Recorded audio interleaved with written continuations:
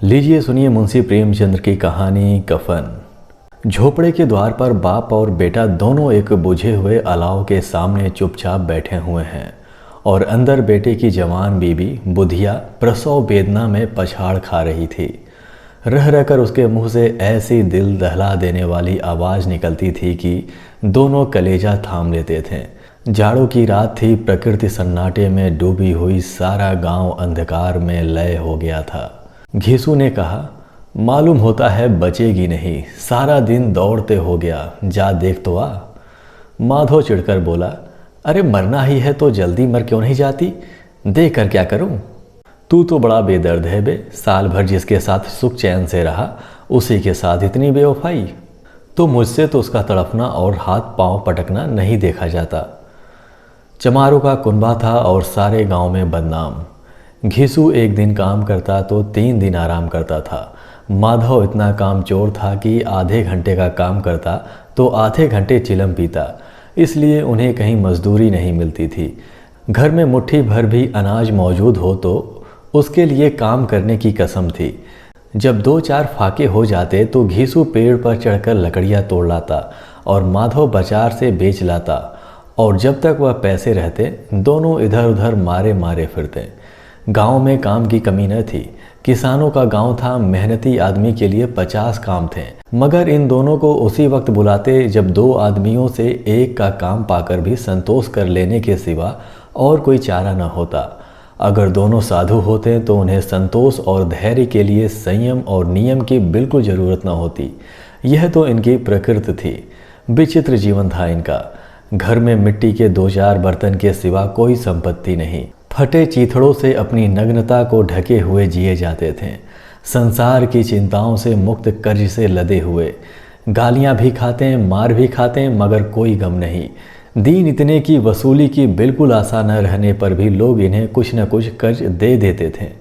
मटर आलू की फसल में दूसरों के खेतों से मटर या आलू उखाड़ लाते और भून भान कर खा लेते, या 10-5 ऊख उखाड़ लाते और रात को चूसते। घीसू ने इसी आकाश वित्ती से 60 साल की उम्र काट दी और माधव भी सपूत बेटे की तरह बाप ही के पद चिन्हों पर चल रहा था, बल्कि उसका नाम और भी उजागर कर रहा था। इस वक्त भी दोनों अलाव के सामने बैठकर आलू भून रहे थे, जो कि किसी खेत से खोद लाए थे। घीसू की स्त्री का तो बहुत दिन हुए देहांत हो गया था। माधव का ब्याह पिछले साल हुआ था। जब से यह औरत आई थी उसने इस खानदान में व्यवस्था की नींव डाली थी और इन दोनों बेगैरतों का दोखज भरती रहती थी। जब से वह आई थी यह दोनों और भी आराम तलब हो गए थे, बल्कि कुछ अकड़ने भी लगे थे। कोई कार्य करने को बुलाता तो निब्राज भाव से दुगनी मजदूरी मांगते। वही औरत आज प्रसव वेदना से मर रही थी और यह दोनों इसी इंतजार में थे कि वह मर जाए तो आराम से सोए। घीसू ने आलू निकाल कर छीलते हुए कहा, अरे जाकर देख तो आ, क्या दशा है उसकी। चुड़ैल का फिसाद होगा और क्या, यहाँ तो ओझा भी 1 रुपया मांगता है। माधव को भय था कि वह कोठरी में गया तो घीसू आलूओं का बड़ा भाग साफ कर देगा। बोला, मुझे वहाँ जाते डर लगता है। डर किस बात का है, मैं तो यहाँ हूँ ही। तो तुम ही जाकर देख लो ना। मेरी औरत जब मरी थी तो मैं 3 दिन तक उसके पास से हिला तक नहीं, और फिर मुझसे लजाएगी कि नहीं। जिसका कभी मुंह नहीं देखा आज उसका उधड़ा हुआ बदन देखूं, उसे तन की सुध भी तो ना होगी। मुझे देख लेगी तो खुलकर हाथ पांव भी न पटक सकेगी। मैं सोचता हूँ कि कोई बाल बच्चा हुआ तो क्या होगा, सोठ गुड़ तेल कुछ भी तो नहीं है घर में। सब कुछ आ जाएगा, भगवान दे तो। जो लोग अभी 1 पैसा नहीं दे रहे वे ही कल बुला बुला कर रुपए देंगे। मेरे 9 लड़के हुए, घर में कभी कुछ न था, मगर भगवान ने किसी न किसी तरह से बेड़ा पार ही लगाया।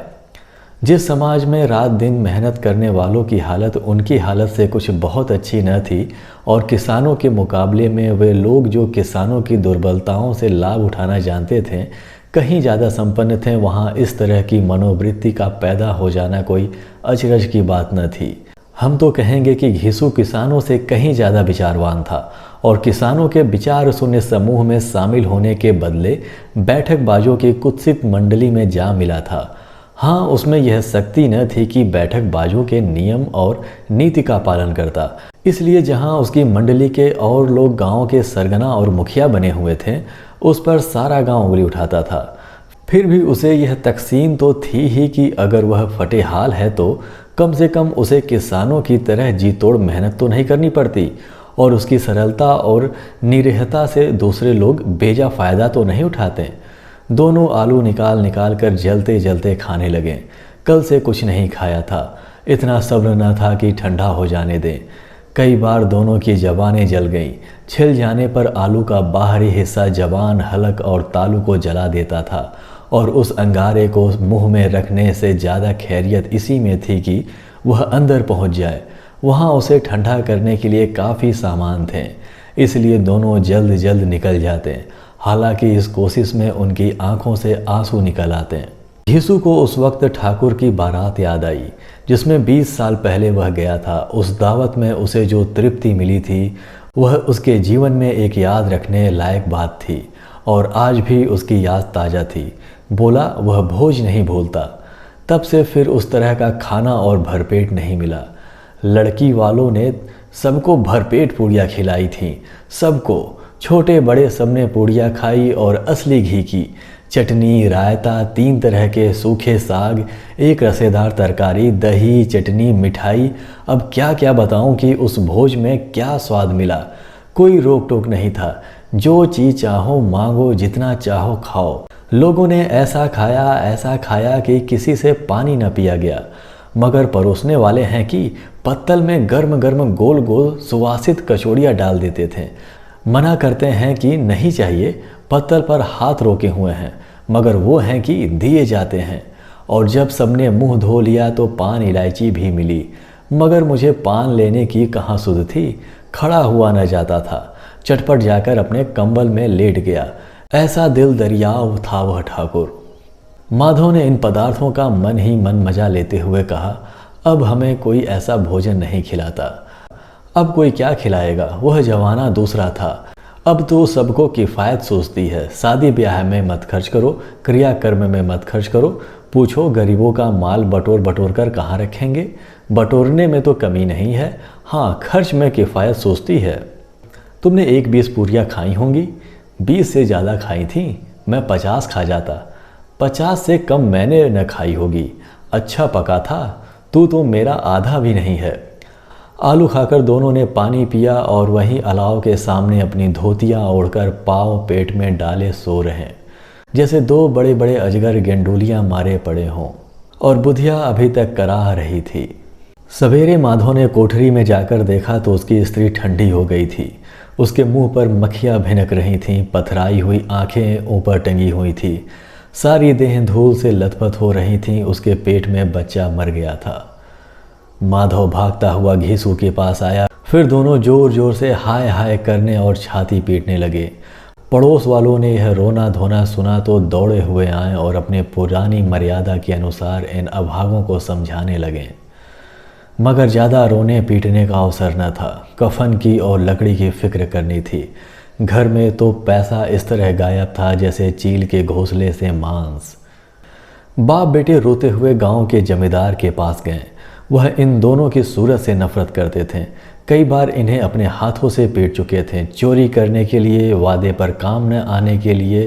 पूछा, क्या है बे घिसुआ, रोता क्यों है? अब तो तू कहीं दिखलाई भी नहीं देता, मालूम होता है इस गांव में रहना नहीं चाहता। घिसू ने जमीन पर सिर रखकर आंखों में आंसू भरे हुए कहा, सरकार बड़ी विपत्ति में हूँ। माधव की घरवाली रात को गुजर गई। रात भर तड़पती रही सरकार। हम दोनों उसके सिरहाने बैठे रहे। दवा दारू जो कुछ हो सका सब कुछ किया, मुदा वह हमें दगा दे गई। अब कोई एक रोटी देने वाला भी न रहा मालिक। तबाह हो गए, घर उजड़ गया। आपका गुलाम हूँ और आपके सिवा कौन उसकी मिट्टी पार लगाएगा। हमारे हाथ में जो कुछ था वह सब तो दवा दारू में उठ गया। सरकार ही की दया होगी तो उसकी मिट्टी उठेगी। आपके सिवा किसके द्वार पर जाऊं? जमींदार साहब दयालु थे, मगर घीसू पर दया करना काले कंबल पर रंग चढ़ाना था। जी में तो आया, कह दें चल दूर हो यहाँ से।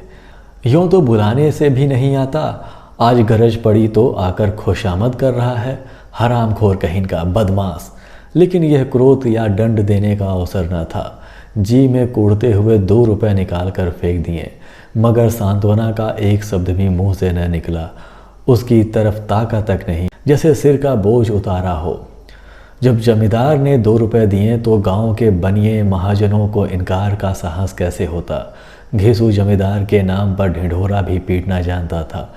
किसी ने 2 आने दिए, किसी ने 4 आने। 1 घंटे में घीसू के पास 5 रुपए की अच्छी रकम जमा हो गई। कहीं से अनाज मिल गया, कहीं से लकड़ी, और दोपहर को घीसू और माधव बाजार से कफन लाने चले। इधर लोग बांस काटने लगे। गांव की नर्मदिल स्त्रियां आ आकर लाश देखती थीं और उसकी बेकसी पर 2 बूंद आंसू गिराकर चली जाती थीं। बाजार में पहुंचकर घीसू बोला, लकड़ी तो उसे जलाने भर को मिल गई है, क्यों माधव?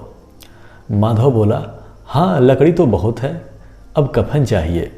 तो चलो कोई हल्का सा कफन ले लें। हाँ और क्या, लाश उठते उठते रात हो जाएगी, रात को कफन कौन देखता है। कैसा बुरा रिवाज है कि जिसे जीते जी तन ढकने को चिथड़ा भी न मिले, उसे मरने पर नया कफन चाहिए। कफन लाश के साथ ही तो जल जाता है, और क्या रखा रहता है। यही 5 रुपए पहले मिलते तो कुछ दवा दारू कर लेते। दोनों एक दूसरे के मन की बात ताड़ रहे थे। बाजार में इधर उधर घूमते रहे, कभी इस बजाज की दुकान पर, कभी उसकी दुकान पर। तरह तरह के कपड़े, रेशमी और सूती देखते, मगर कुछ जचा नहीं। यहाँ तक कि शाम हो गई। अब दोनों न जाने किस देवी प्रेरणा से एक मधुशाला के सामने जा पहुँचे और जैसे किसी पूर्व निश्चित व्यवस्था से अंदर चले गए। वहाँ जरा देर तक दोनों असमंजस में खड़े रहे। फिर घीसू ने गद्दी के सामने जाकर कहा, साहू जी एक बोतल हमें भी देना। उसके बाद कुछ चिकना आया, तली हुई मछली आई और दोनों बरामदे में बैठकर शांतिपूर्वक पीने लगे। कई कुज्जिया ताबड़तोड़ पीने के बाद दोनों सरूर में आ गए। घीसू बोला, कफन लगाने से क्या मिलता है, आखिर जल ही तो जाता है, कुछ बहू के साथ तो न जाता। माधव आसमान की तरफ देकर बोला, मानव देवताओं को अपनी निष्पक्षता का साक्षी बना रहा हो। दुनिया का दस्तूर है, नहीं तो लोग बाभनों को हजारों रुपए क्यों दे देते हैं। कौन देखता है परलोक में मिलता है या नहीं। बड़े आदमियों के पास धन है फूंके, हमारे पास फूकने को क्या है। लेकिन लोगों को जवाब क्या देंगे, लोग पूछेंगे नहीं कफन कहाँ है। घीसू हंसा, अबे कह देंगे कि रुपए कमर से खिसक गए, बहुत ढूंढा मिले नहीं। लोगों को विश्वास ना आएगा, लेकिन फिर वही रुपए देंगे। माधव भी हंसा इस अनपेक्षित सौभाग्य पर, बोला, बड़ी अच्छी थी बेचारी, मरी तो खूब खिला पिलाकर। आधी बोतल से ज़्यादा उड़ गई। घीसू ने 2 सेर पोड़ियाँ मंगाई, चटनी, अचार, कलेजियाँ। शराब खाने के सामने ही दुकान थी। माधव लपक कर 2 पत्तलों में सारे सामान ले आया।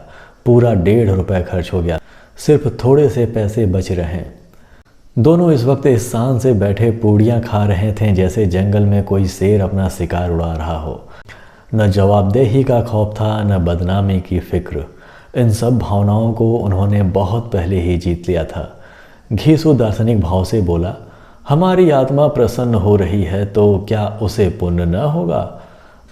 माधव ने श्रद्धा से सिर झुकाकर तस्दीक की, जरूर से जरूर होगा।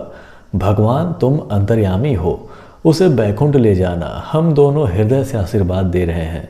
आज जो भोजन मिला वह कभी उम्र भर न मिला था। एक क्षण के बाद माधव के मन में एक शंका जागी। बोला, क्यों दादा, हम लोग भी एक न एक दिन वहाँ जाएंगे ही।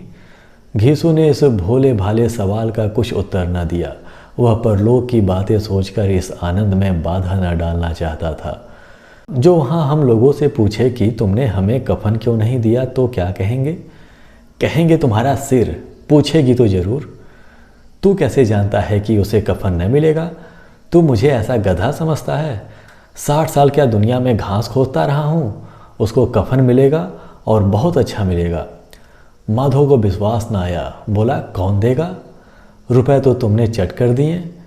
वह तो मुझसे पूछेगी, उसकी मांग में तो सिंदूर मैंने डाला था। कौन देगा बताते क्यों नहीं? वही लोग देंगे जिन्होंने अब की दिया है। हाँ, अब की रुपए हमारे हाथ ना आएंगे। ज्यों-ज्यों अंधेरा बढ़ता था और सितारों की चमक तेज होती थी, मधुशाला की रौनक भी बढ़ती जाती थी। कोई गाता था, कोई डींगे मारता था, कोई अपने संगी के गले लिपटता था, कोई अपने दोस्त के मुंह में कुल्हड़ लगाए देता था। वहाँ के वातावरण में सरूर था, हवा में नशा। कितने तो यहाँ आकर एक चुल्लू में मस्त हो जाते थे। शराब से ज़्यादा यहाँ की हवा उन पर नशा करती थी। जीवन की बाधाएं यहाँ खींच लाती थीं और कुछ देर के लिए वह भूल जाते थे कि वे जीते हैं या मरते हैं, या न जीते हैं न मरते हैं। और यह दोनों बाप बेटे अब भी मज़े ले लेकर चुस्कियाँ ले रहे थे। सबकी निगाहें इनकी ओर जमी हुई थी। दोनों कितने भाग्य के बली हैं। पूरी बोतल बीच में है। भरपेट खाकर माधव ने बची हुई पूड़ियों का पत्तर उठाकर एक भिखारी को दे दिया, जो खड़ा इनकी ओर भूखी आंखों से देख रहा था और देने के गौरव, आनंद और उल्लास को अपने जीवन में पहली बार अनुभव किया। घेसू ने कहा, ले जा, खूब खा और आशीर्वाद दे। जिसकी कमाई है वह तो मर गई, मगर तेरा आशीर्वाद उसे जरूर मिलेगा। रोए रोए से आशीर्वाद दो, बड़ी गाढ़ी कमाई के पैसे हैं। माधव ने फिर आसमान की तरफ देखकर कहा, वह बैकुंठ में जाएगी दादा, बैकुंठ की रानी बनेगी। घेसू खड़ा हो गया, जैसे उल्लास की लहरों में तैरता हुआ बोला, हाँ बेटा, बैकुंठ में जाएगी। किसी को सताया नहीं, किसी को दबाया नहीं, मरते मरते हमारी ज़िंदगी की सबसे बड़ी लालसा पूरी कर गई। वह न बैकुंठ जाएगी तो क्या यह मोटे मोटे लोग जाएंगे, जो गरीबों को दोनों हाथों से लूटते हैं और अपने पाप को धोने के लिए गंगा में नहाते हैं और मंदिरों में जल चढ़ाते हैं। श्रद्धालुता का यह रंग तुरंत ही बदल गया। अस्थिरता नशे की खासियत है। दुख और निराशा का दौरा हुआ। माधव बोला, मगर दादा, बेचारी ने जिंदगी में बड़ा दुख भोगा, कितना दुख झेल कर मरी।